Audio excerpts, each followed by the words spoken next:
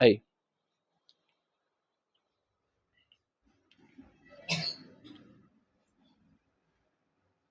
श्वसन,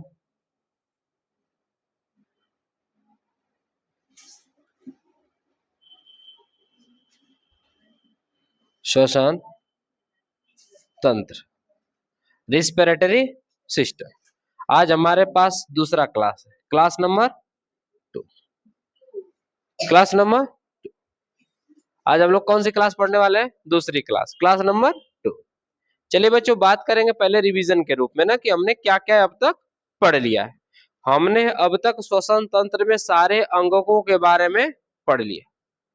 सारे अंगों के बारे में क्या कर लिया है? पढ़ लिया है। सबसे पहले चीजें याद रखेंगे, हम छोटा सा डायग्राम इस साइड बनाने की कोशिश करेंगे। देखिए,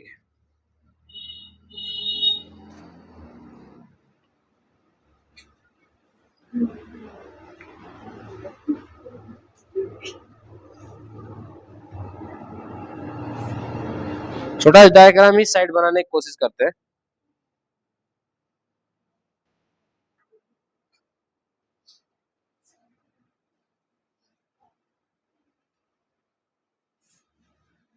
बात याद रखिएगा, क्या क्या है, कैसे कैसे है, आप लोग साथ में जब बात करेंगे ना तो याद हो जाएगा आप लोगों को। ठीक है बच्चों, ज्यादा परेशान नहीं होने कि सर जी लर्न कैसे होगा।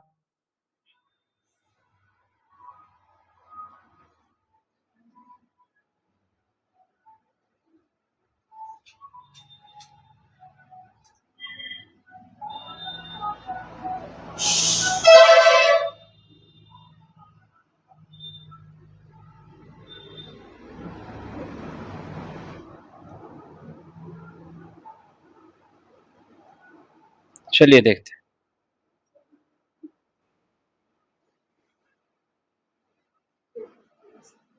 बहुत ही आसान है बनाना फिगर, है ना बच्चों?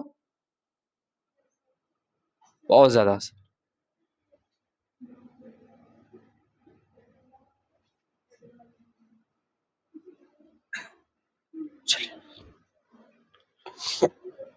बात समझते हैं ना? हम शुरू करते हैं। आपके पास ये एरिया पहली कौन सी थी बाबू?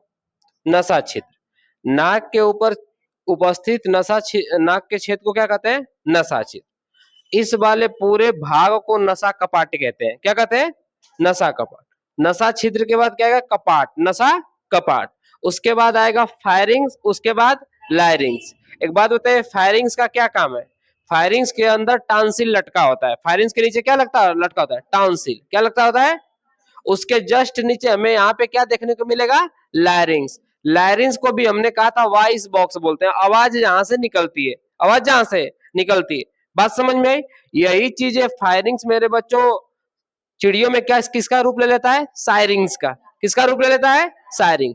तो हो गया नसा छिद्र, नसा कपाट। याद रखिएगा, नंबर 1 पे हमारे पास है क्या और नंबर 2 पे हमारे पास क्या है ना, फिर इसके बाद 3 और इसके बाद 4। तो क्या हो गया? नसा छिद्र, नसा कपाट, फायरिंग्स, लायरिंग्स और ट्रेकिया किसे कहते हैं? इस वाले भाग को क्या कहते हैं? ट्रेकिया। 5वें नंबर के भाग को क्या कहते हैं? ट्रेकिया, है ना? एक इसमें ना, देखिए समझेंगे ना, एक इसमें इस तरह की हड्डी होती है। हड्डी नहीं बल्कि क्या होती है? मांसपेशी। क्या होती है? और यह बनी होती है कार्टिलेज की। किसकी बनी होती है? कार्टिलेज हड्डियों की वह संरचना है मेरे बच्चों, जो एक्चुअल में हड्डी नहीं बल्कि फ्लेक्सिबल हड्डी और मांसपेशी जैसी एक संरचना होती। चिकन उकन खाए होंगे, कट से कटा जाता है दांत के नीचे। जो लोग चिकन उकन खाए ना, उसके लिए देखिए कार्टिलेज आराम से मिल जाता है। कार्टिलेज कहाँ चिकन में पाया जाता है? इस वाले रिब्स के पास। समझ में आई बात है? बीच में क्या पाया जाता है? कार्टिलेज। तोड़ेंगे तो आराम से टूट जाएगा। कान में, कान हमारा किस चीज का बना है बच्चों? कार्टिलेज का। कान हमारा किस चीज का बना है? नाक के आगे वाला हिस्सा जो हिल रहा है ऐसे किस चीज का बना है? कार्टिलेज का। किस चीज का बना है? अच्छा, नॉर्मली आप बछड़ों वछड़ों को पैदा होते हुए देखे होंगे, उसके पैर के खुर जो होते हैं बाद में काले होते हैं, पहले सफेद रहते हैं एकदम, और जब माँ के गर्भ से बाहर निकलते तो टूट टूट के बाहर से बिखरने लगते हैं। देखे है ना? वो भी किस चीज का उस समय होता है? कार्टिलेज का। किस चीज का होता है? छोटे बच्चों की हड्डियां भी किस चीज की बनी होती है? शुरुआती दौर में छोटे बच्चों की हड्डियां किस चीज की बनी होती है? यह भी किसका बना होता है? कार्टिलेज का। एकदम स्प्रिंग नुमा संरचना होती है। अगर ऐसा नहीं होता तो सोचो, ऐसे दाबते पचक जाता, सांस लेते इवन नहीं करता, टपक जाते, नटई पर ऐसे कोई हाथ रख देता मर जाते, दबाने की जरूरत पड़ती नहीं।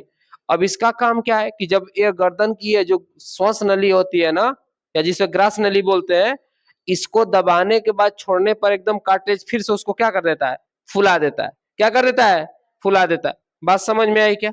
या पूरी तरह से उसको क्या कर देता है, फिर से वही संरचना में ला देता है। समझ में आई बातें? ये स्थितियां हैं। अब हमारे पास नसा छिद्र, नसा कपाट, फायरिंग्स, लायरिंग्स, और यह वाला भाग हमारे पास जो छठवां नंबर का है वो ब्रोंकाई है। सातवां नंबर का भाग मेरे बच्चों ब्रोंकियोलेस है, और यह हमारे पास आठवां नंबर का भाग एल्वियोली है। क्या बातें समझ में आ गई क्या? फिर से बोलिए। यह हमारे पास है छठे नंबर का ब्रोंकाई, यह हमारे पास है ब्रोंकियोलेस, क्या है बाबू, और यह हमारे पास है मेरे बच्चों एल्वियोली। क्या है बाबू? इतनी सारी संरचना है, इतनी सारी संरचना। एक और नीचे वाला भाग मेरे बच्चों यहाँ पे उभरा हुआ भाग क्या कहलाता है बताइए? क्या इसकी मुख्य घटना, मुख्य संरचना हमारे शरीर में बहुत ही आवश्यक है? क्या इसकी संरचना हमारे शरीर में बहुत ही आवश्यक है? जी बहुत ही आवश्यक है। यह मेरे बच्चों 75% पुरुषों में श्वास लेने में क्या करता है, मदद करता है। कितने परसेंट? 75%। कितने परसेंट मेरे बच्चों? यह पूरे ना इस हार्ट को पूरी तरह से क्या करता है, पुश करता है पुरुषों में। महिलाओं में, गर्भवती महिलाओं में इसका काम क्या हो जाता है, जीरो। इसका कोई काम नहीं होता है।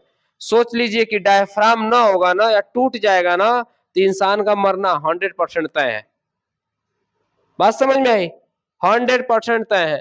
हमारे देश में एक व्यक्ति थे, रतन जी टाटा कंपनी में काम करते थे शायद, बीएमडब्ल्यू कार से जा रहे थे। बीएमडब्ल्यू मतलब बहुत ही महंगी कार है, सुरक्षा के लिए समझ रहे हैं कितनी अच्छी उसमें प्रक्रिया रही होगी। उनके आगे वाले ड्राइवर और उनके, साइरस मिस्त्री शायद उनका नाम था।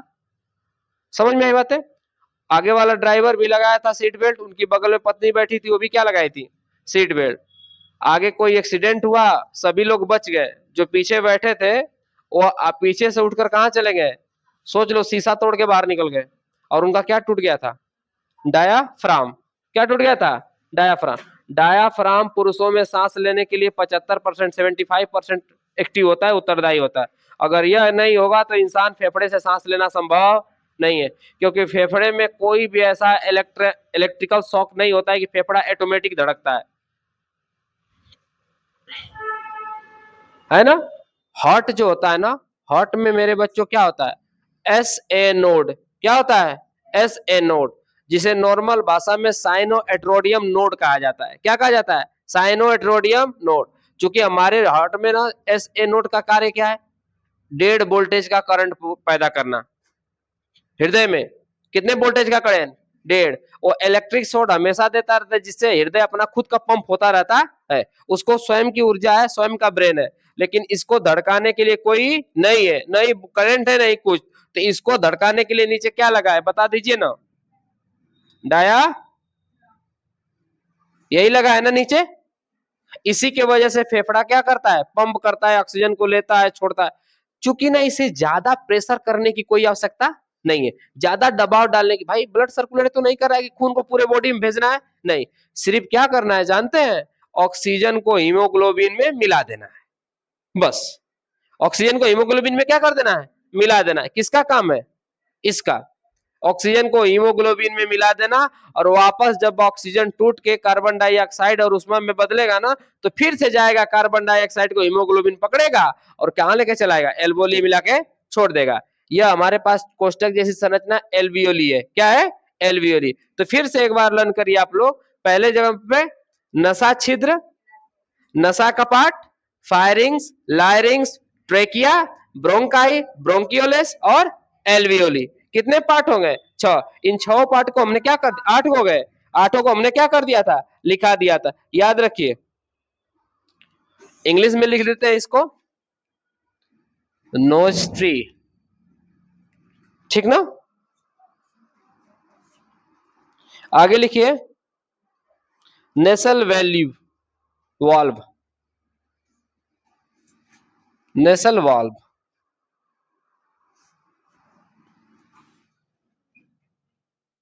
इसको आज ही के दिन लाइट कटनी होती है क्या जी? समय से पहले रोज नहीं कटती? ये जानते हैं, सबने पढ़ा रहा होगा सुबह। रोज भी जानते हैं, सब पढ़ा रहा होगा सुबह, पता नहीं क्यों काट देते हैं।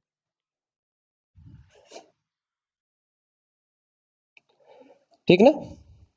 हिंदी वाले आराम से समझ लेंगे, नशा क्षेत्र है, नशा कपाट ना। मैं इंग्लिश मीडियम वालों को ऐसा चीज लिख रहा हूँ इंग्लिश में, ठीक है। आगे चीज हमारे पास इसके बाद क्या है बाबू? फायरिंग्स। फायरिंग्स हिंदी में भी फायरिंग्स है और इंग्लिश में भी फायरिंग्स। हमारे पास यहाँ पे क्या होगा? फायरिंग्स। यह वाला भाग किसका है? लायरिंग्स का। किसका भाग है? लायरिंग्स। तो हमारे पास यह एक हो गया, यह दो। तीसरे नंबर पे हमारे पास क्या है बाबू? फायरिंग्स।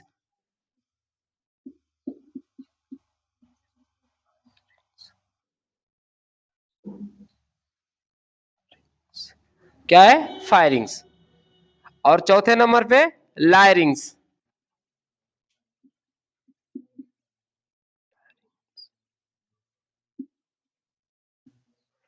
देखिए हमने कहा था ना, इधर देखिए, हमने क्या कोई मिस्टेक है क्या? कोई दिक्कत है तो पूछ सकते हैं आप हमसे ना। मैं आपके सारे चीजों को ना यहीं पे बता सकता हूँ जो इस चैप्टर से रिलेटेड ना। कोई भी दिक्कत हो तो पूछिएगा हमसे।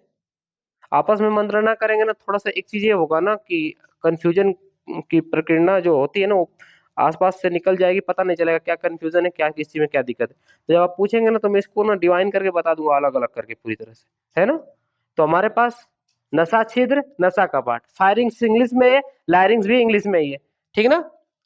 और उसके बाद नीचे का भाग हमारा क्या कहलाता है? 5वें नंबर का भाग ट्रेकिया। 5वें नंबर का भाग ट्रेकिया भी इंग्लिश ही शब्द है। ट्रेकिया भी कैसा शब्द है? इंग्लिश।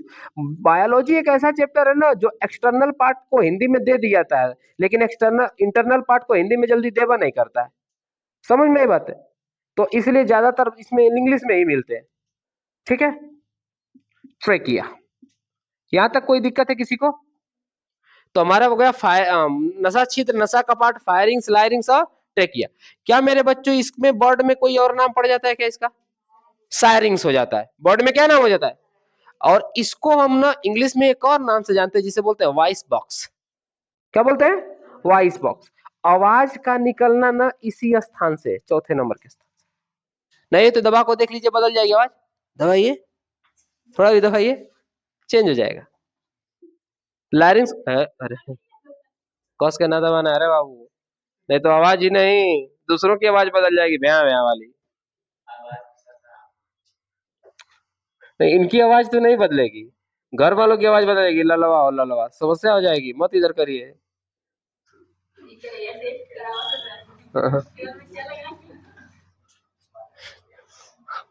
आइए आगे देखें। उसके बाद 6वें नंबर पर ब्रोंकाई। क्या हो गया? ब्रोंकाई। 7वें नंबर पर ब्रोंकियोलेस। ब्रोंकियोलेस। और लास्ट में हमारे पास सबसे इंपॉर्टेंट चीज हमारे फेफड़े का है, क्या चीज? एलवियोली। एलवियोली।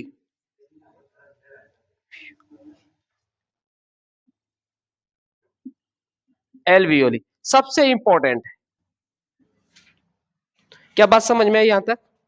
यहां तक सारी चीजें हमने पढ़ ली थी एक एक कर करके, ठीक ना। हमने एक डायग्राम देख लिया था, फिगर भी देख लिया था। अब हमें एक एक चीजों का पोस्टमार्टम करना बाकी रह गया, ठीक ना।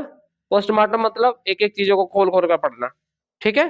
तो सबसे पहले हम लोग किसके बारे में चलने वाले? नशा क्षेत्र के बारे में, है ना। आइए,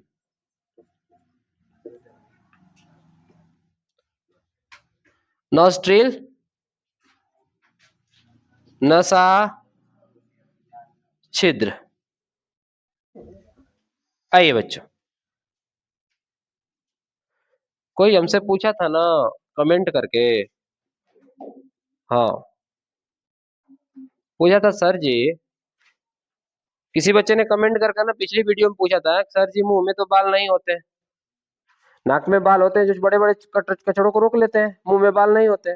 तो उनको हम भी बताना चाहते हैं कि बाबू इसीलिए मुंह से सांस लेना उत्तम नहीं होता। सांस लेने की प्रक्रिया कहाँ शुरू होती है? नाक से। काहे नहीं लिख दिया गया कि श्वसन क्रिया का भाग मुंह है, मुख गुहा? लिखा गया था क्या ऐसा? श्वसन क्रिया का भाग मुख गुहा है क्या? बक्कल कैविटीज है क्या? नहीं। श्वसन क्रिया का भाग बक्कल कैविटीज नहीं है, बल्कि हमारे पास नसा छिद्र मतलब नाक का छेद है, और नाक के अंदर उपस्थित मेरे बच्चों नोजल वाल्व है। समझ में आई बातें? नोजल वाल्व समझ में आई बातें? ऐसी सारी चीजें, तो उनको यह जानना जरूरी है कि मुंह से सांस लेने की प्रक्रिया उत्तम नहीं है, बल्कि नाक से सांस लेनी चाहिए। समझ में आई बात है? नाक के पार्टिकल में अंदर जाके बलगम जैसे चिपचिपा पदार्थ भी होता है, जो बारीक वाले जो माइक्रो कण होते हैं ना, उसको जाके चपा के क्या कर लेता है, उसमें रोक लेता है पूरी तरह से। इतनी सारी चीजें हैं इसमें। आई थिंक उनका जो कंफ्यूजन था वो दूर हो गया होगा।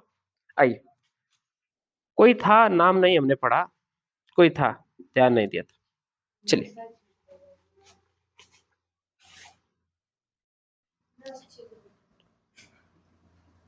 अच्छा ठीक है भाई। मंत्रवाय को कम हो गया था क्या जी उसमें?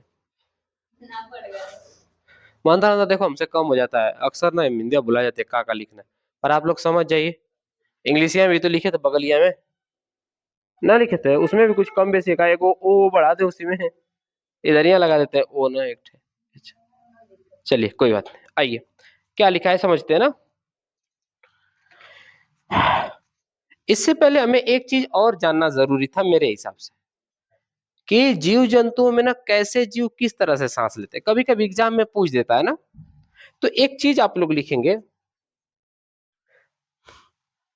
देखिए हमारे पास ना मनुष्य को अगर सांस लेने की बात की जाए तो मुख्य श्वसन अंग कौन सा कहलाता है? मुख्य श्वसन अंग कौन सा कहलाता है? फेफड़ा। ये लोग तो बाईपास है। अब इसमें एक और ही सवाल आता है ना, कि हमारे पास श्वास नली की लंबाई कितनी होती है? 12 सेंटी, इतना ही रखें, 12 सेंटी। हमारे पास एल्वियोली कितने कोशिकाओं से मिलकर बना होता है? 300 मिलियन, छोटी छोटी भी, 300 मिलियन। मैं बता ही देता हूँ उसको, क्लियरली कर देता हूँ मेरे बच्चों। आई थिंक मैंने, हमारे फेफड़े में कोशिकाएं होती है, फेफड़े में पूरा, एल्वियोली में नहीं, पूरे फेफड़े में कितने मिलियन है बाबू? फेफड़े की कोशिकाएं कितने मिलियन है? 300 मिलियन। अरे बाबू वो सिर्फ ये श्वास नली है, वो ग्रास नली थी।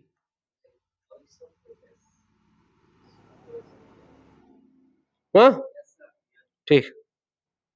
अभी तो देखिए एक बात और इसमें समझ लीजिए ना, कि अन्य जीव सांस कैसे लेते हैं, या अन्य जीवों की सांस लेने के लिए जो मेरे बच्चों मुख्य घटक या मुख्य अंग है ना, वो कौन कौन से हो सकते हैं?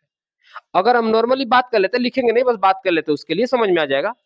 अगर मनुष्य या स्तनधारियों की बात करें, किसकी बात करें? स्तनधारी। मनुष्य या किसकी? स्तनधारी। तो सारे स्तनधारी, स्तनधारी का मतलब ऐसे जीव मेरे बच्चों ना, जो बच्चे पैदा करें और स्तन पान कराएं, मतलब दुग्ध पान कराएं, है ना। दो चीजें, अंडे ना देना है, क्या देना है? बच्चे पैदा करना है और दुग्ध पान कराना है, दोनों चीज। उसके साथ साथ ऐसे सारे जीव जो स्तनधारी हैं, वो क्या करते हैं बाबू?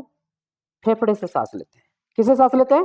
फेफड़े से। इसका मतलब उनका प्रमुख श्वसन अंग क्या है? फेफड़ा। मेन रेस्पिरेटरी सिस्टम क्या है? लंग्स। बात समझ में आई क्या? दूसरी चीज है, वह जीव जो मेरे बच्चों रेप्टाइल है, क्या है? रेंगने वाले जीव। कौन से जीव? रेंगने वाले। रेंगने वाले जीवों में अलग अलग सांस लेने की प्रक्रिया है। जैसे केचुओं की बात करें तो केचुआ त्वचा से सांस लेता है ना, त्वचा या स्किन से सांस लेता है। लेकिन अगर वही मेढक की बात करें तो मेढक 3 तरह से जीवन यापन करता है। कितने तरह से जीवन यापन करता है? 3 तरह से। अगर हम मेढक की बात करें तो मेढक कितने तरह से जीवन यापन करता है बाबू? 3 तरह से। एक तो पहला उसका जीवन काल में मेरे बच्चों रहता है, जब मेरे बच्चों किस में रहता है? पानी में। मतलब किससे सांस लेगा? जब जल में रहेगा तो किससे सांस लेगा? गिल्स से। गले से नहीं, गिल्स। गिल्स मतलब, गिल्स मतलब गलफड़े, गिल्स मतलब, ठीक है। आइए, लेकिन जैसे ही वह जल से बाहर आता है ना, अब वो सांस लेगा किससे? फेफड़े से। किससे सांस लेगा? फेफड़े से। लेकिन कभी कभी वो अनकॉन्शियस मूड में चला जाता है, जिसे स्लीप मोड बोलते हैं। क्या बोलते हैं? जब ना मेरे बच्चों मेढक जमीन के अंदर ना 3 से 4 फीट नीचे चला जाता है ना, बारिश से पहले ना, तो अब वह जमीन के उतने अंदर तक ऑक्सीजन की छोटी छोटी मात्रा पहुंच पाती है। समझ रहे हैं आप लोग, बहुत ही कम मात्रा। तो अब वो मेरे बच्चों फेफड़े से सांस ले नहीं पाएगा, क्योंकि फेफड़े से सांस लेने के लिए ऑक्सीजन की पूरी चाहिए पूर्ति। तब वो उसको कहते हैं ना, वो स्लीप मोड में चला गया, है ना। देखेंगे कि बारिश के मौसम में पियरका पियरका मेघुचवा निकलता है, घें गां करता है पूरा। देखे कि नहीं देखे, पीला पीला क्या लगता है कि भगवान रंग दिए कहा बरिसिया में, अब आप पेंटिंग करके देखते हैं। ऐसा तो कुछ नहीं है। इसका मतलब उसके शरीर में के बाहरी आवरण पर कोई भी तरह की धूप पड़ी नहीं है, अन्य गैस का भी प्रभाव नहीं है। मतलब नॉर्मली मेरे बच्चों वो एकदम स्लीप मोड में जमीन के नीचे चला जाता है, ठीक ना, ज्यादा नीचे नहीं, उतना ही नीचे चला जाए कि बाद में नमी पाए ना। उगार के देखा होता ना, कि देखा मुंह में कुछ आई है, आई बॉडी हमारा स्लीप मोड में ना सुधरे करे। अरे तू में ऊंचा नहीं है रे बाबू, ये पहनने का मतलब क्या है, ये डल स्किन हो गई है, इसकी कोशिकाएं धूप की वजह से जल गई हैं, डेड स्किन बनी है। यहाँ पे नहीं जली है तो डेड स्किन नहीं है, तो यहाँ पे सफेद दिख रहा है, करा में ऊंचाई है। कौन सा वाला है, राणा टिगरी ना, ए राणा टिगरी ना, टोड वाला है यार, टर्टन छोटकी वाली में गुचिया नहीं होता है, वो करेगा काम। जो पुड़ुक से कूद के घर में चली जाती, कितना भगाओ भगवा नहीं करती है। और एक और उसी में का एक छोटा सा मोटका सा होता है, उसको भगाओगे तो फचक से करके तुम्हारे और घूम के देखेगा, और कितना भगाओगे भगवा नहीं करेगा, ना कूदने की प्रक्रिया होगी ना कुछ होगी। और उस वाले मेढक को साफ खाता भी नहीं, मोटा नहीं है, उसके ऊपर ना एक ऐसे ना ग्लैंड पाई जाती है ना, जो सांप के जहर को वहीं पे फ्रीज कर देती है। और चूंकि ना वो रीएक्टिवेट में मेरे बच्चों ना सांप को भी मारने की क्षमता रखती है, उसका पॉइजन, इसलिए सांप उसको खाता ही नहीं है। सांप जानता है अगला ही है,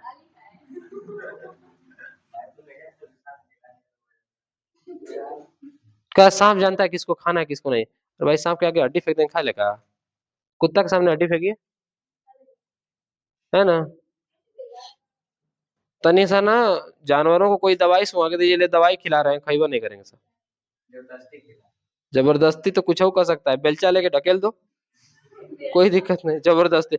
लड़कों को जबरदस्ती सुई नहीं घोपी जा रही है, क्या कहता है सर जी, लगा कहता है डॉक्टर साहब लगा दीजिए, ऐसा नहीं ना कहता है, ऐसा नहीं ना कहता है बच्चों, जबरदस्ती करना पड़ता है। पकड़ पकड़ हाथ पकड़, हाथ पकड़, दूसरा हाथ पकड़ेंगे, दूसरा गोड़ पकड़ के पे पे करेगा, वो कोप देगा डॉक्टर उसी में, कहेगा बाबू दुखाई ना, बाबू ना जानता कितना दुखाई, बुलवाता है डॉक्टर दुखाई ना।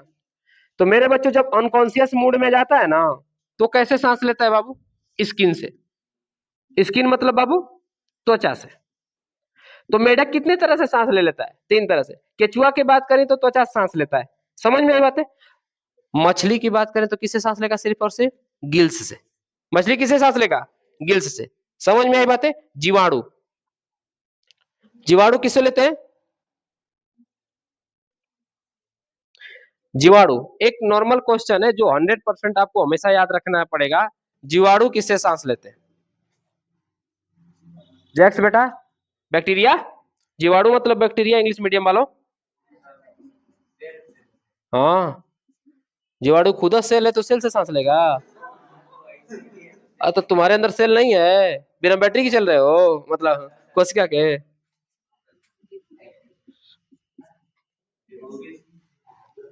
मीसोसोम, सेल के अंदर भी एक प्रक्रिया पाई जाती है जिसको मीसोसोम बोलते हैं ना, इंग्लिश में मीजोसोम बोलेंगे ना, थोड़ा सा चेंज हो जाएगा इंग्लिश। इससे सांस लेता है जीवाणु। हाँ, ऑब्जर्व करेगा। रीजन क्या है ना, कि उसके पास ना त्वचा है ना गिल्स है, तो वो सिर्फ और सिर्फ ना सोख लेगा उसको, बस क्या कर लेगा, सोख लेगा, ना फेफड़े तक जाएगी ना कहीं जाएगी, बस सोख लेगा। तो श्वास लेने की मुख्य अंग के बारे में इसको बात करेंगे जीवाणु के लिए, तो क्या होगा, मीजोजोम। ये हमारे पास इंपॉर्टेंट के रूप में मान लेना कि यह क्वेश्चन एक ऐसा है बाबू, जो कहीं पूछेगा तो फंसा देगा, है ना, क्योंकि हम उसके बारे में समझते नहीं। अच्छा, मेढक का पूछेगा ना तो बता देगा ना कि मेढक मेरे बच्चों पैदा हुआ है या फिर किस अवस्था में है। समझ में बात है, किस अवस्था में और कैसे सांस लेता है। अब देखिए, ये तो जीवाणु हो गया, लेकिन सिंगल सेलुलर एक और क्वेश्चन आ गया, एक कोशिकीय जीव। कैसे जीव बाबू, एक कोशिकीय जीव। ये कैसे सांस लेते हैं? सांस लेने की इसकी विधि है विसरण विधि। जो यहाँ पे आप बात कर रहे थे ना सोख लेगा ना, वो काम यह करता है। इसके पास एक मेरे बच्चों प्रक्रिया है सांस लेने की जीवाणु के पास, लेकिन एक कोश की जीव के पास प्रक्रिया नहीं है, तो ये किससे सांस लेते हैं? विसरण विधि। हाँ, बात समझ में आई क्या? बात समझ में आई? भोजन और अपनी एक कोश की जीव अपनी जाति को कैसे बढ़ाते हैं? प्रकुष्ठन विधि। प्रकुष्ठन मतलब टूट टूट कर एक से ज्यादा हो जाना, जिसमें से हाइड्रा के बारे में आप लोग अक्सर सुने होंगे। हाइड्रा एक प्रकार का मेरे बच्चों जीव होता है, चूंकि वह पौधे की तरह दिखता है लेकिन होता क्या है? जीव। और वो अभी किससे कैसे अपनी जनसंख्या बढ़ता है? प्रकुष्ठन विधि। वही मेरे बच्चों अमीबा भी कैसे अपना जीवन बढ़ाता है? एक से दो, दो से चार। अमीबा अपने आप में एक ऐसा जीव माना जाता है बाबू जो अमर है। क्या है? अमर। अमर भी तो हम लोग भी अमर है। क्या हम लोगों का सेल खत्म हो जाता है, जल जाता है? देखिए बाबू, कहा जाए ना, सच बताए ना, तो अगर आप एवोल्यूशन पढ़ेंगे ना, जीवन की उत्पत्ति पढ़ेंगे ना, तो हमारी उत्पत्ति भी मेरे बच्चों किससे हुई है? कोशिकाओं से। और अमीबा को भी क्या कहा जाता है? कोशिका। तो एक्चुअल में जब जीवन की उत्पत्ति हुई ना, तो पृथ्वी पर कोई जीव था ही नहीं, ऑक्सीजन भी नहीं थी। छोटे छोटे कण टूट कर बहुत दिनों बाद ऑक्सीजन बना, और जब ऑक्सीजन बना बाबू तो बारिश हुई। पृथ्वी का शुरुआती तापमान जानते हैं? 6,000 से 8,000 डिग्री सेल्सियस था। इतना ज्यादा था बाबू कि शरीर ना एक चावल जैसे बदकता है ना, उस तरह से लावा बन के बदक रही थी। 6,000 से 8,000 डिग्री सेल्सियस, जीवन संभव ही नहीं था। सबसे पहले पृथ्वी पर पैदा होने वाला कोई जीव था तो अमीबा जैसे जीव थे। एक कोश के जीव, सिंगल सेलुलर जीव। समझ में आई बात है? और उनमें एवोल्यूशन हुआ, परिवर्तन हुआ, तो मल्टी सेलुलर बने। कोशिकाएं आपस में जुड़ी तो ऊतक बनाई। क्या बनाई? अगर आपने पहला चैप्टर सही से देखा होगा तो आपको याद होगा, कोशिकाएं आपस में जुड़ी तो क्या बना दी बाबू? ऊतक। क्या बना दी? ऊतक। उसमें से बहुत सारे ऊतक एडिपस टिश्यू, है ना, बहुत सारे ऊतक मिलके cardiac tissue, Oedipus tissue, brain tissue, बहुत सारे ऊतक मिलके ना एक शरीर का निर्माण कराएं। और उसमें से मेरे बच्चों हड्डी बनाने वाले भी ऊतक किसका निर्माण कर दिया? हड्डियों का। हम लोगों का इंटरनल एक्सक्लेटन सिस्टम से बने हैं, आंतरिक कंकाल तंत्र से, बाह्य कंकाल तंत्र से नहीं। आंतरिक आंतरिक कंकाल तंत्र में एक खास बात है, हम पढ़ रहे हैं श्वसन तंत्र, लेकिन छोटी सी इस पर टॉपिक छेड़ देना चाहते हैं कि आंतरिक कंकाल का मतलब होता है ना, हड्डियों के ऊपर मांसपेशी रहेगी। हड्डी के ऊपर क्या रहेगी? आपकी हड्डियां ऊपर से दिखती है क्या? इसके ऊपर क्या लगा हुआ है? मांस। लेकिन बाह्य कंकाल तंत्र, एक्सटर्नल एक्सोस्केलेटन सिस्टम में हड्डियां ऊपर रहती है और मांस कहाँ रहता है? नीचे। केकड़ा ओकड़ा को देखेंगे ध्यान से ना, तो एक्सोस्केलेटन सिस्टम के अंदर आता है, बाह्य कंकाल तंत्र के अंदर। ऊपर से ठक ठक आवाज करेगा, है ना? यही नहीं, मक्खी हो गई। मतलब आर्थ्रोपोडा जो किंगडम है ना, उसके सारे जीव एक्सोस्केलेटन सिस्टम के अंदर आते हैं। बात समझ में आई? बाह्य कंकाल तंत्र। कहेंगे सर जी आर्थ्रोपोडा क्या है? तो ऐसे जीव जिसकी 4 से अधिक पैर हो। 4 से 4 से अधिक पैर वाले सारे जीव किसमें आएंगे? ऑक्टोपस को छोड़ के। ऑक्टोपस में मेरे बच्चों हड्डी शायद नहीं होती है मेरे से, है ना? हाँ, समझ में आई बात है? तो 4 से अधिक पैर वाले जीव किसमें आएंगे? आर्थ्रोपोडा। और वो आएंगे एक्सोस्केलेटन सिस्टम। बात समझ में आई क्या? कॉकरोच भी बाह्य कंकाल तंत्र है। हाँ, फिश में आ गया बाबू ना, वो किस में आ गया? ऐसा पानी वाला जीव आ गया। समझ में आई बात है? पानी वाले जीव को हाँ, ला ये तो ऑक्टोपस को हटा दिया ना आर्थ्रोपोडा से हमने। तो पानी वाले जीव को हम किस में रखेंगे? जलीय जीव में। कॉकरोच मेरे बच्चों ना, कॉकरोच में श्वसन तंत्र की अगर बात करें बाबू ना, तो कॉकरोच में श्वसन तंत्र के लिए ना हमारे पास कौन उत्तरदायी नहीं होता? हृदय जब पढ़ेंगे ना, तो ब्लड के हिसाब से उसको देखेंगे। श्वसन तंत्र में ना blood circulate blood circulatory system जब पढ़ेंगे ना, तो कॉकरोच को डिफाइन कर लेंगे। कॉकरोच में ब्लड सर्कुलेटरी सिस्टम कैसा होता है? नसों द्वारा होता है कि नसों से नहीं होता है? वेसल्स होता है ना, नॉन वेसल्स होते हैं उसमें, है ना? समझ में ही बात है? लेकिन एक्चुअल में उसका अगर एक्सक्लेटन सिस्टम कैसा होगा तो कहेंगे बाय वाला है, एक्सो है, इंडो नहीं है। समझ में आई बात है? अब मेरे बच्चों एक बात और याद रखिएगा ना, कि अगर हम इसी जगह पे कछुआ की बात कर देता, इंडो है कि एक्सो है?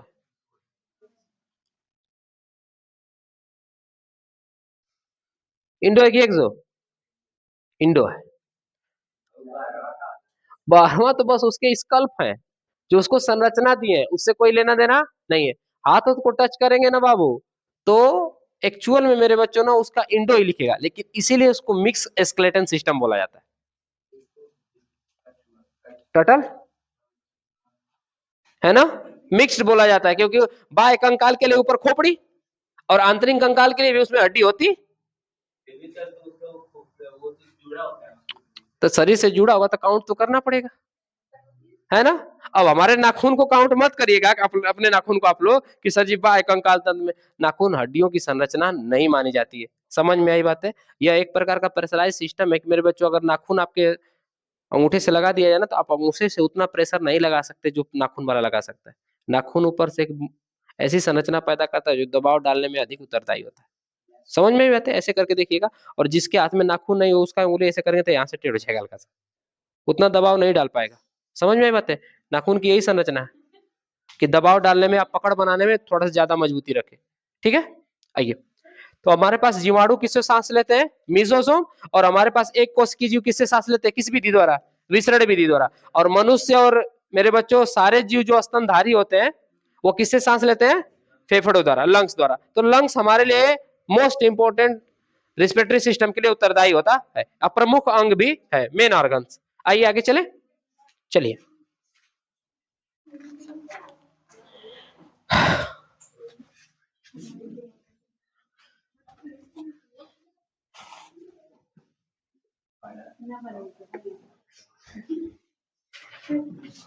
चेक्स। चलिए पहले हम इसको ना पढ़ के डायफ्राम पढ़ लेते हैं ना, छोटी सी संरचना।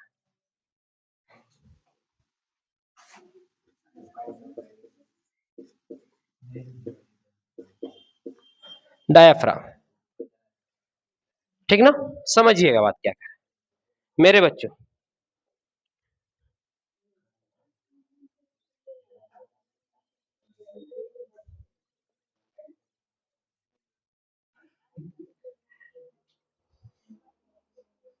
लिखेंगे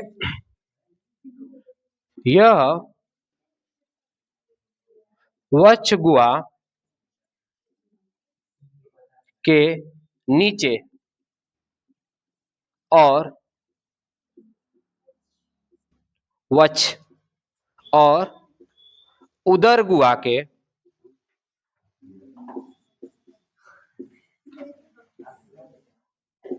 ऊपर पाया जाता है।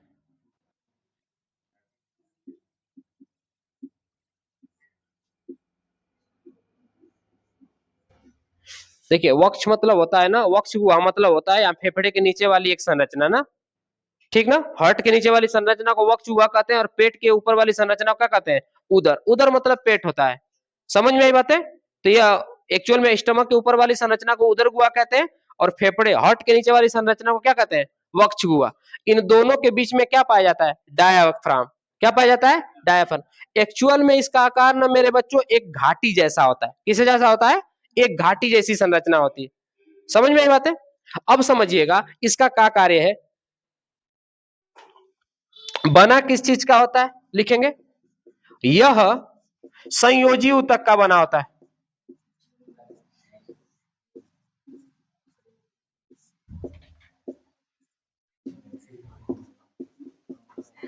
संयोजी ऊतक का बना होता है मतलब किसका होता है? संयोजी ऊतक मतलब कनेक्टिंग।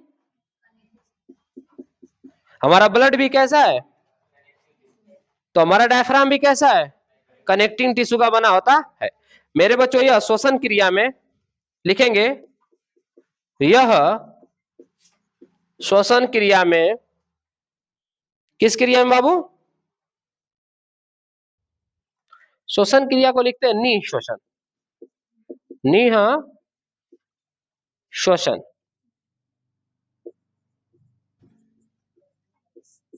में 75% मतलब 75% भाग लेता है, मतलब लगभग लगभग पूरा यही लेता है। अगर इसको हटा दिया जाए तो काम खत्म है।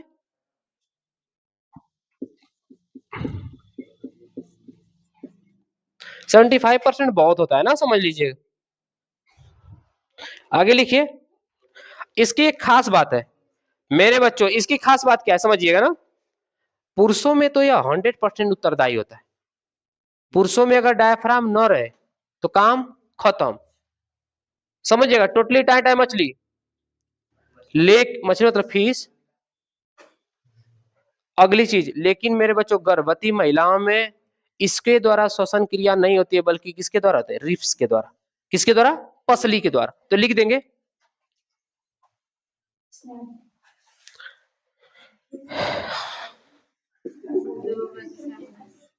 लिखेंगे गर्भवती महिलाओं में, किसमें बाबू? गर्भवती महिलाओं में निःश्वसन के लिए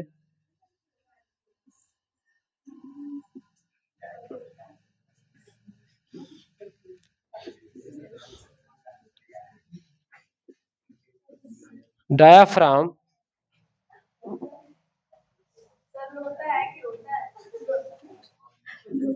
कौन लिखा था बाबू ये?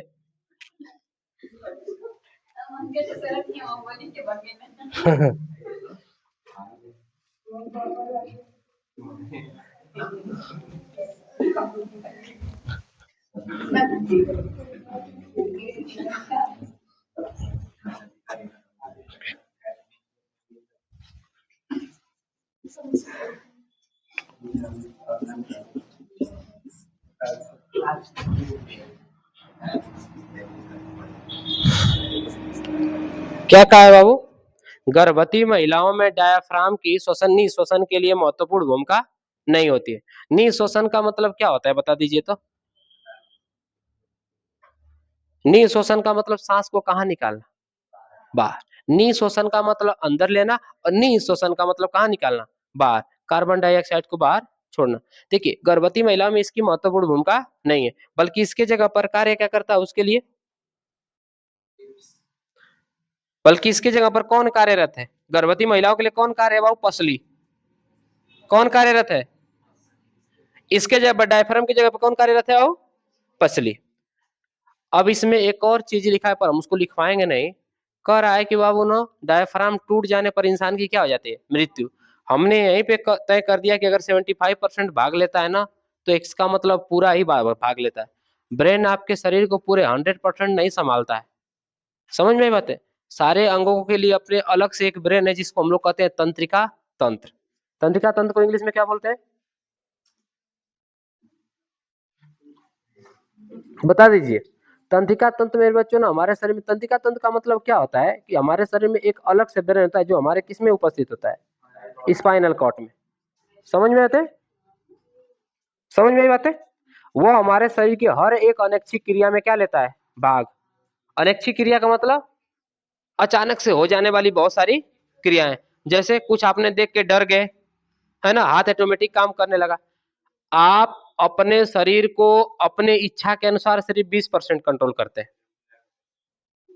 कितने परसेंट? उससे ज्यादा आप कुछ कर ही नहीं पाएंगे।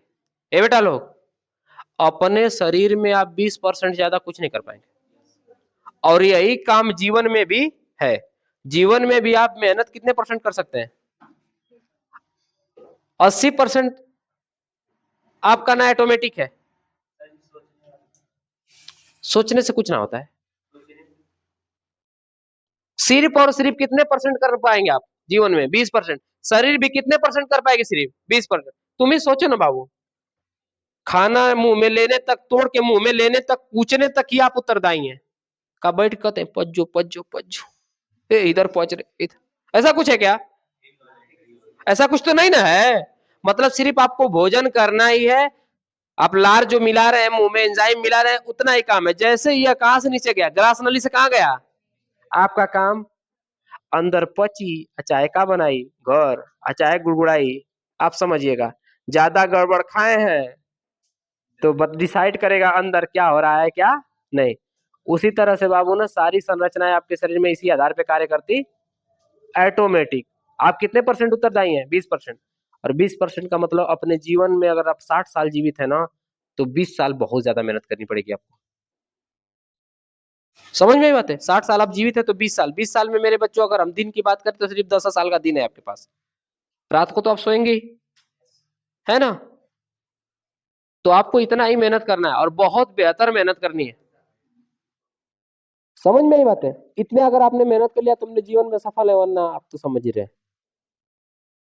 पबजी खेलेंगे, सब्जी बेचेंगे, सब्जी वाला धंधा गड़बड़ नहीं है, बढ़िया। खेल कर रही है, भुजिया कर रही है, पबजियों के लिए सब्जियों बेची, है ना? बहुत बढ़िया है ना? हाँ चलिए, अरे बाबू हम भी एक बार ना सबके बहकावे में आकर डाउनलोड कर लिए थे पबजी, फ्री फायर नहीं था उस समय। अरे तो गड़बड़ फोन में डाउनलोड कर लिए थे, तो करने को तो कर लिए, अब क्या बताएं, यूट्यूब के सामने बोलना तो नहीं चाहिए था। जब खेलने गए तो 3-4 लोग आ जाते हैं ग्रुप में, खेलने के लिए 3-4 लोग जो जुड़ जाते हैं कि नहीं जुड़ जाते हैं, ना कुछ समझ में आया तो गरिया उरिया के रख दिए।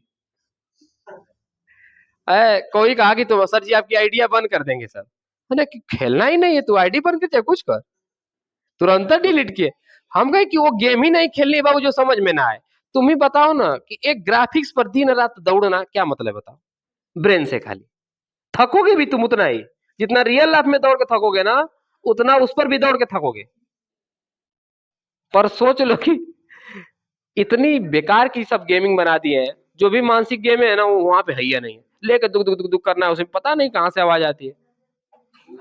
हमारे गांव में 2-3 बच्चे पबजी खेल रहे थे, पबजी की फ्री फायर, हाँ किधर से बंदा आ रहा है डिफाइन करना था, ये बंदा है कौन,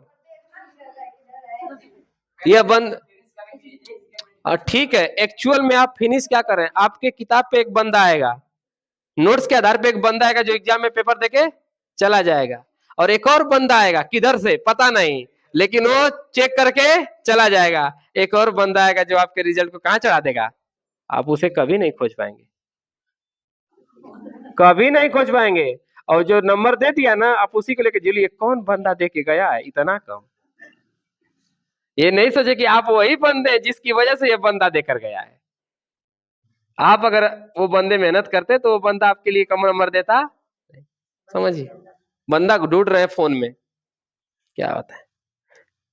तो चट हमारे गांव में पबजी खेल रहे थे फोनवा पे, जैसे हमने कहा ना कि हमने गरिया दिया था, वो सब भी गरिया दिए, और लड़का निकल गया पास का किसी मार्केट का, इन लोगों को बोला कि बड़ी धुनाई की है सब, बहुत मार मारे कि फोन में तो गरिया है, रे आओ, दूसरे लोग जाके छोड़ा उड़ा के लाए। अब ना बच्चियां लोग जानती ही होंगी, है ना बाबू, पता है आप लोगों को? नहीं पता है? अरे तीन चार सुहाने वो ग्रुप में, अच्छा उसी के चक्कर में ना, अच्छा दूसरा भी मैटर हो गया था। देखिए आजकल लड़कों में दूसरा मैटर है बेटा, लड़कों में दूसरा मैटर 90% होगा, एक जो ना एक खेलने वाला मैटर 10%, दूसरा मैटर 90%। पहले कहावत थी ना, उम्र 55 का दिल बचपन का, अभी दिल 55 का है और उम्र बचपन की है, उल्टा हो गया है। आइए पढ़ते हैं ना, पढ़ाई तो रहे हैं।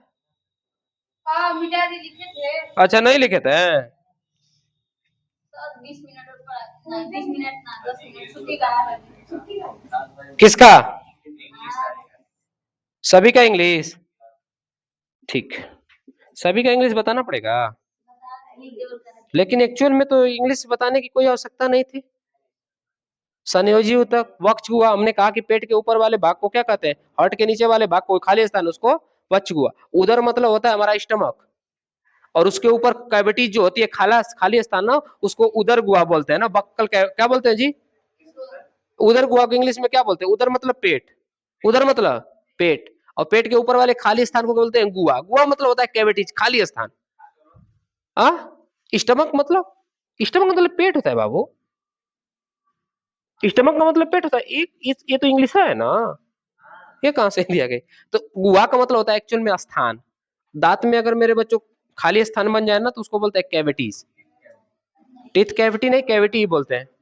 लेक खोड़रा, खोड़रा हिंदी में, मुंह में खाली स्थान है ना, क्या बोलते हैं उसको, मुख गुहा, बक्कल कैविटीज, है ना। उस तरह उदर के ऊपर पाए जाने वाली गुहा को उदर गुहा, और इसके नीचे वाली को बोलते हैं मेरे बच्चों वक्ष गुहा, और उसके बीच में क्या पाया जाता है, डायफ्राम। डायफ्राम एक्चुअल में मेरे बच्चों ना, आप ऐसे टच करेंगे ना इसके अंदर तो स्थित होगा। और आप सुनिए, कभी कभी पेट में ना, है बेटा, कभी कभी खेलते हुए पेट में किसी वजह से आप बॉल वॉल से चोट लग जाती है। आप लड़कियों को भी बहुत सारे ऐसे गेम खेलते हैं, जैसे गुल्ला पार हो गया, बहुत सारे, तो चोट लग जाती है, एकदम ना टेढ़ुरा जाएंगी। टेढ़ुरा को तो समझ रहे हैं, एकदम चिंगूर के लगेगा, बस अजुआ है आखिरी, आज के बाद जिंदा रहना। सांस, भाई सांस लेने का काम तो वही कर रहा है ना, सांस लेने का काम वही कर, जब वही तकलीफ में हो गया तो फिर वो ढकेलवा नहीं करेगा, तो कहेंगे करेंगे एकदम अपने आप को, है ना। नोट कर लिया आप लोग, नोट हो गया, नहीं हुआ, हो गया, हो गया रखने। अगला, इसको मिटाते हैं ना।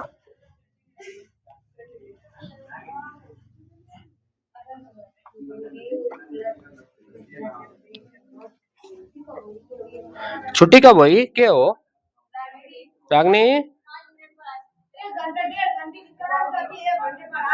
बताइए। अब मेरी इसमें गलती है, अब अभी 1 घंटा पढ़े तो कर रहे हैं, छुट्टी कब होगी, कर। चलिए अगला लिखिए हेडिंग।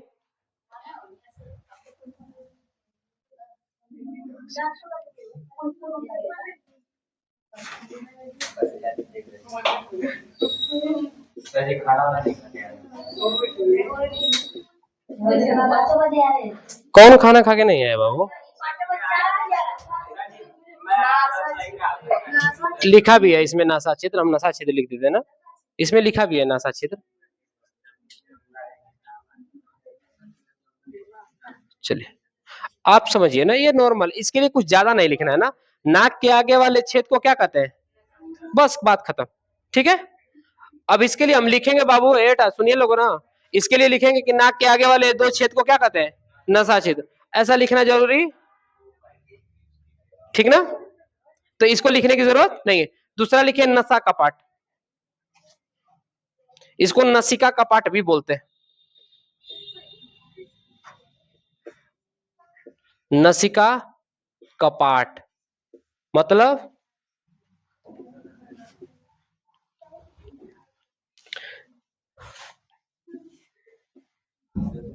Nasal bell valve.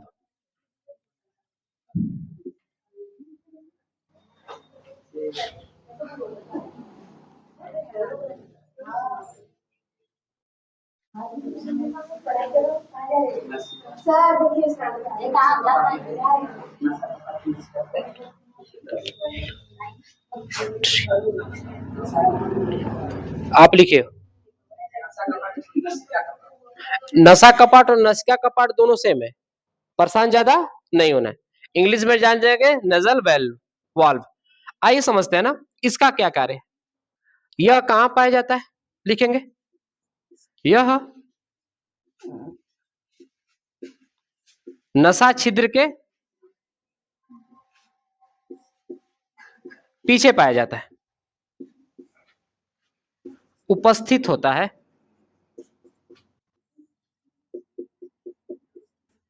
पहली बात तो यह हो गई। दूसरी चीजें क्या है, समझिएगा, इसमें एक चिपचिपा म्यूकस भरा होता है, इसमें क्या भरा होता है, चिपचिपा। चिपचिपा को लुब्रिकेंट बोलते हैं, आप लोग समझ ही सकते हैं ना।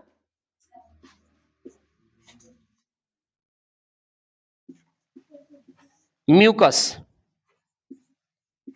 अरे सीधे सीधे भाषा में समझिए, नाक से निकलने वाला तरल पदार्थ। हाँ, इसमें चिपचिपा म्यूकस भरा होता है ना। अब इसका कार्य क्या है बाबू, चिपचिपा म्यूकस का, चिपचिपा म्यूकस का सिर्फ एक ही कार्य है बाबू, जब ना बाहरी आवरण से कोई ऐसे छोटे पदार्थ जो माइक्रो हो, जो नाक में उपस्थित बाल उसको न रोक पाए, तो उसको कौन चिपका लेगा बाबू, यही चिपचिपा म्यूकस। समझ में आई बातें, पूरी तरह से क्या कर लेगा, चिपका लेगा। जैसे देखिए गेहूं हो या धूल उल कण में आते समय बाइक वाइक से मेरे बच्चों ना नाक में जमा हो जाता है। देखिए अभी तो मान लीजिए कि हम सभी को यह बात नहीं कहेंगे, कुछ लोग तो खेत में जाते ही नहीं, तो उनके लिए गेहूं काटना, दौरी करने जैसी संरचनाएं नहीं है।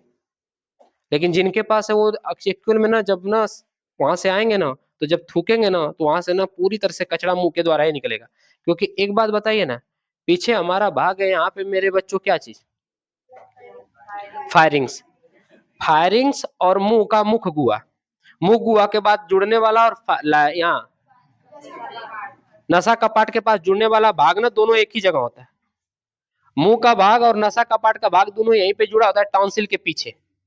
ये टाउनसिल जो लटका हुआ हमारे मुंह में दिख रहा है ना, उसके पीछे जुड़ा हुआ कौन सा भाग है, यही नसिका कपाट, वहीं पे दोनों लटका होता है। और जब यहाँ से जाता है ना, तो वहीं पे जाके चपक जाता है, और जब ऐसे नाक से खींच के उसको थूकते हैं ना, तो उसमें से पूरा चपका हुआ कचरा वहीं से कहाँ निकल जाता है।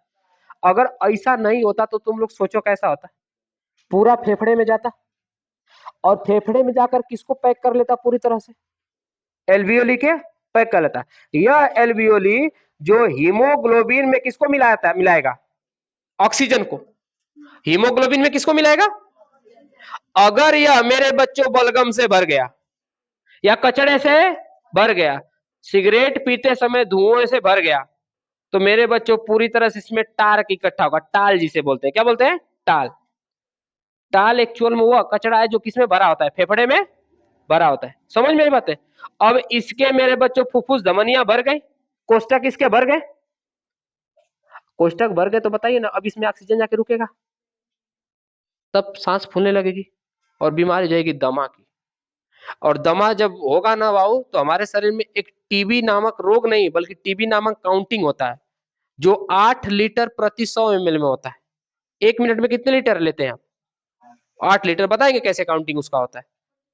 और जब आप नहीं ले पाएंगे ना, तो सांस फूलेगा, और जब टीबी काउंटिंग में कम हो जाएगा तो आपको बीमारी होगी ट्यूबरक्लोसिस, जिसे एक्चुअल में हम लोग कहेंगे टीबी।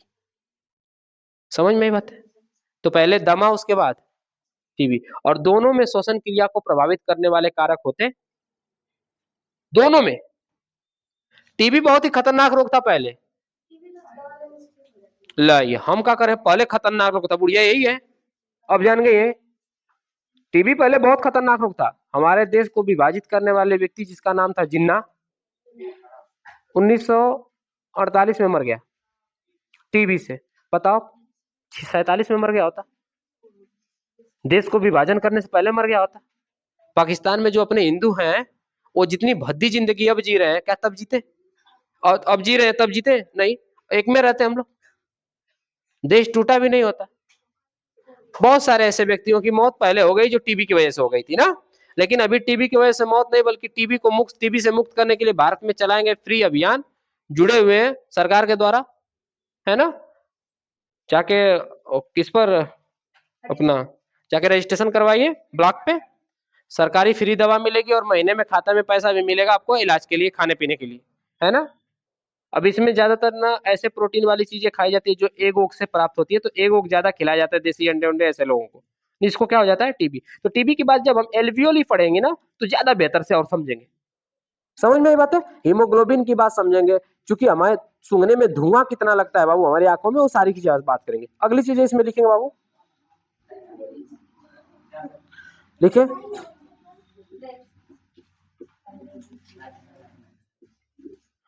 नसिका कपाट के पास, किसके बाबू, नसिका कपाट के पास लिखेंगे।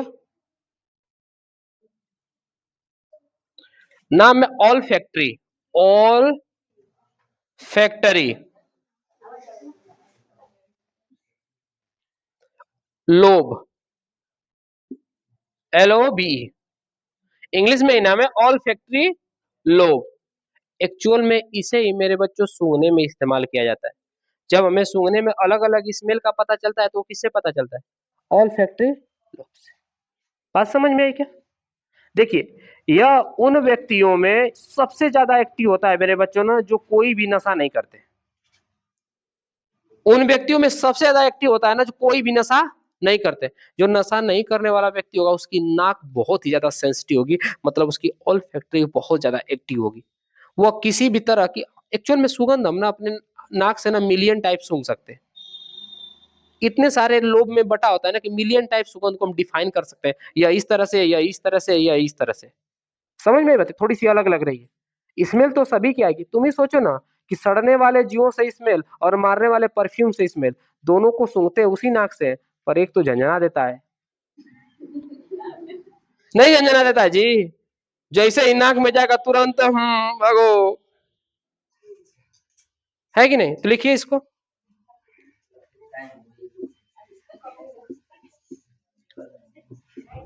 एक बात और सुनिए आप लोग, मेरे बच्चों, कक्षा 10 वाले, इस बार हम आप लोगों को छोड़ दे रहे हैं 1 घंटे में, अगली बार 2 घंटे पढ़ाई होगी बायोलॉजी के लिए।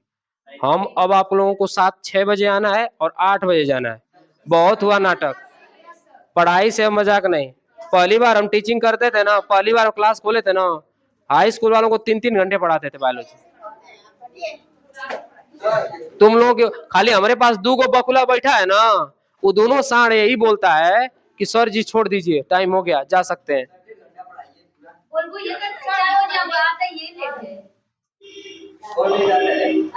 ए देखिए, झगड़ा करना हो तो बाहर जाके मार कर लीजिए, उससे बेहतर होगा, बातें कम करिए। आगे लिखिए।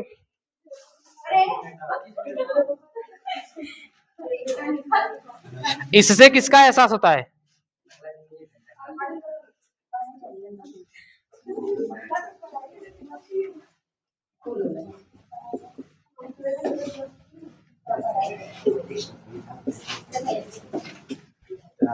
छोटी छोटी चीजें बाबू, जो एक्चुअल में नहीं बताई जाएंगी, बहुत समय बाद मिलेगी आप लोगों को, जब भी ग्रेजुएशन करेंगे तो भी ग्रेजुएशन में ऐसा कोई चैप्टर नहीं जो नाक के पार्ट को बता सके। अलग से आपको बायोलॉजी पढ़नी पड़ेगी, जब एम्स ओम्स में पढ़ेंगे, एमबीबीएस एमबीबीएस ना, तब आपको छोटी छोटी चीजें आप लोगों को डिफाइन की जाएंगी। अभी तो आप कक्षा 10 में इसे नहीं प्राप्त कर सकते। बहुत सारी चीजें आप बायोलॉजी में हमारे यहाँ सीखेंगे जो कक्षा 10 में आपको नहीं मिलेगा किसी भी स्कूल में, इंटर में तक नहीं मिलेगा। समझ में आई बात है? इंटर में कुछ खास चैप्टर बना दिए, ज्यादातर रिप्रोडक्शन को ज्यादा मायने रखा गया है। इंटरमीडिएट की बायोलॉजी में किसको ज्यादा मायने रखा गया है? रिप्रोडक्शन को। और 11th वाले में एनिमल किंगडम को ज्यादा रखा गया, कौन से एनिमल कहाँ से बने, कैसे आए, क्या हुआ, है ना? तो ये सब सारी चीजें उतना नहीं बन पाती, पर ये हमारे पास जनरल साइंस है। समझ में आई बात है? तो ये हमारे पास किसका भाग है? नसिका कपाट या नसा कपाट का। इसके बाद हम लोग अगला पार्ट पढ़ेंगे, क्या चीज मेरे बच्चों? 3rd नंबर का आता है फायरिंग्स। नहीं फायरिंग्स को ज्यादा दिक्कत है, नहीं लायरिंग्स को ज्यादा दिक्कत है, और नहीं ट्रेकिया को। ट्रेकिया के बारे में एक बात खास आती है ना, कि ट्रेकिया से सांस वो जीव लेते हैं जो आर्थ्रोपोडा जगत में होते हैं। किसमें होते हैं? आर्थ्रोपोडा। किससे सांस लेते हैं? ट्रेकिया से। ट्रेकिया से मनुष्य भी सांस ले सकता है। जब कभी भी मेरे बच्चों ना अंदर यहाँ पे किसी को कैंसर हो जाता है ना, तो यहाँ से सांस लेने या भोजन करने की प्रक्रिया हटा दी जाती है, तब यहाँ पे छेद कर दिया जाता है ना? और छेद करके एक पाइप लगा दी जाती है जिससे ऑक्सीजन द्वारा वो सांस ले सकता है। नॉर्मल हवा से भी सांस ले सकता है, लेकिन यहाँ से डायरेक्टली सांस लेगा तो बताइए ना, यह जो हमारे पास चिपचिपा म्यूकस था वो यहाँ इसके बाद उपस्थित होगा? नहीं। तो जो भी सांस लेगा ना, बिना झलरी या बिना मेरे बच्चों नाक के छिद्र द्वारा, बिना चिपचिपा पदार्थ के द्वारा, पूरी तरह से क्या चला जाएगा? इसमें कचड़े चले जाएंगे, बहुत सारी चीजें। इसलिए ऑक्सीजन से सांस लेने के लिए यहाँ बनाया जाता है। आप लोग सुने होंगे ना, यहाँ पे छेद हो जाएगा तो आदमी मर जाएगा, इम्पॉसिबल है। यहाँ पे छेद होगा तो कोई नहीं मरेगा, कोई नहीं मरेगा यहाँ से। बल्कि जब यह नसें कटती है ना, तब इंसान मरता है। क्यों मरता है?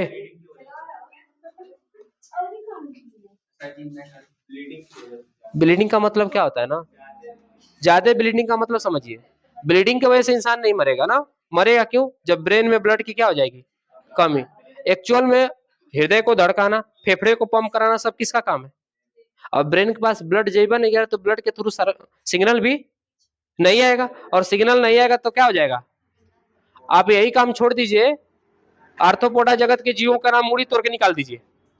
जैसे मधुमक्खी ले लीजिए, पीली वाली, पकड़ के उससे से काटे ना पाए, मुड़ी तोड़ दीजिए, जीवित रहेगी। समझ में बात है? जीवित रहती है, क्योंकि उसे श्वसन क्रिया करने के लिए गर्दन नहीं चाहिए, और नई सर्कुलेटरी सिस्टम किसमें है? ब्लड में। समझ में बात है? चूंकि आर्थ्रोपोडा जगत के सारे जीवों का ब्लड सर्कुलेशन पंप द्वारा होता ही नहीं है, नसों द्वारा होता ही नहीं है। हिलाएगा तो उसमें डुकुर चुकुर हिलता रहेगा, इधर जाएगा कहीं उधर जाएगा। हम लोगों में फिक्स है, नसों का जाल बिछा है, उसके अंदर ब्लड सर्कुलेटरी सिस्टम होता है। समझ में बात है? तो वहां पे हम दूसरी बात देखेंगे ब्लड सर्कुलेटरी वाले सिस्टम में। तो ट्रेकिया से भी सांस है, ब्रोंकाई, ब्रोंकियोलेस और एल्वियोली, 3 पार्ट हमें पढ़ना है अगले वीडियोस में। ठीक है? 3 पार्ट और पढ़ना है, और इसके बाद और सारी चीजें पढ़नी है। ये भी पढ़ना कि हीमोग्लोबिन जब ऑक्सीजन के साथ जुड़ता है तो उसका क्या नाम होता है, जब वो कार्बन डाइऑक्साइड के साथ जुड़ता है तो उसका नाम बदल जाता है। एक्चुअल में धुआं क्यों ज्यादा लगता है, सिगरेट उगरेट के धुएं ज्यादा क्यों फील होते हैं, गांजा पीने से हमें नशा क्यों होता है, लिक्विड पीते पचता तो नशा होता, गांजा पीने से नशा क्यों होता है? और वो भी तुरंत। गांजा वाजा पीने से इंसिडेंट नशा होता है, तुरंत एकदम तुरंत नशा होगा। एक्चुअल में ना आप लिक्विड पिएंगे ना तो पेट में पचेगा तब नशा होगा, जब पेट में पचेगा और हीमोग्लोबिन में जाके मिलेगा। लेकिन पिएंगे ना तो तुरंत जाके हीमोग्लोबिन मिल जाएगा और इंसिडेंट नशा होगा। गांजा पीने के बाद तुरंत भगवाने लगते हैं लोग 1 सेकंड में। तो वो भी चीजें बात की जाएगी, गांजा पीने से ऐसा होता है, धुआं हमें क्यों लगता है? आप सुनिए ना, हमें ए बेटा बच्चों लोग, हमें चाहिए एक जीवित रहने के लिए ऑक्सीजन। धुआं में भी तो ऑक्सीजन घुला हुआ है, और जब धुआं में जाएंगे धुआं में सोखने लगेंगे, फिर आपको ऑक्सीजन मिलेगा, अपना के मर जाएंगे। कार्बन डाइऑक्साइड नहीं, सिर्फ कार्बन, कार्बन मोनो ऑक्साइड। समझ में आई बात है? तो इसकी बात हम लोग करेंगे कि क्यों हमारे शरीर में कार्बन मोनोऑक्साइड ज्यादा आता है, ज्यादा एक्सेप्ट किया जाता है ना।